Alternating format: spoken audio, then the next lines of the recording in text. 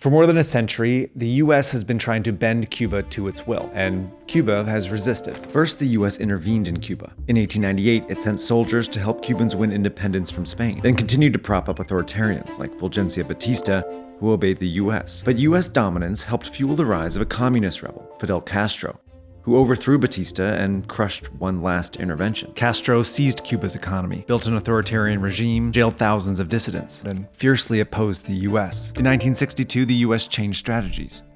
It imposed an embargo to cut off Cuba from the US, blocking exports like sugar and imports like oil. The US waited for Cuba's economy and regime to surrender, but it survived by turning to more sympathetic countries like the Soviet Union. For 30 years, Cuba sold the Soviets goods and bought its subsidized oil. The Soviets also helped train Cuba's soldiers and doctors. Both became some of the world's best. In 1991, the Soviets' fall sent Cuba's economy into a tailspin.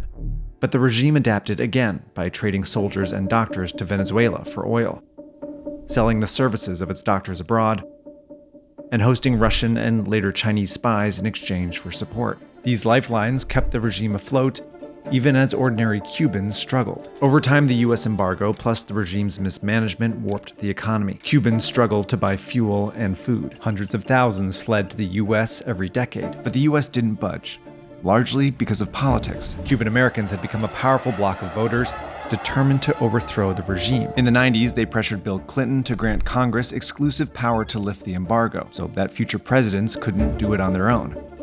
And in the 2010s, when Barack Obama eased restrictions on trade and travel to Cuba, they fought back. Donald Trump agreed. In 2017, he reversed Obama's opening and tightened sanctions. Joe Biden mostly kept them in place. Meanwhile, an economic crisis led Venezuela to send less oil to Cuba. The regime found a few more suppliers, but life in Cuba got even harder. First, the pandemic overwhelmed hospitals and destroyed the tourism industry. Then fuel shortages crippled the power grid, causing blackouts, and the price of food skyrocketed. Between 2020 and 2025, as many as 2 million Cubans fled, 18% of the population. By 2025, the regime was hanging on by just these few lifelines. And as Trump took office again, he saw a chance to finally break it.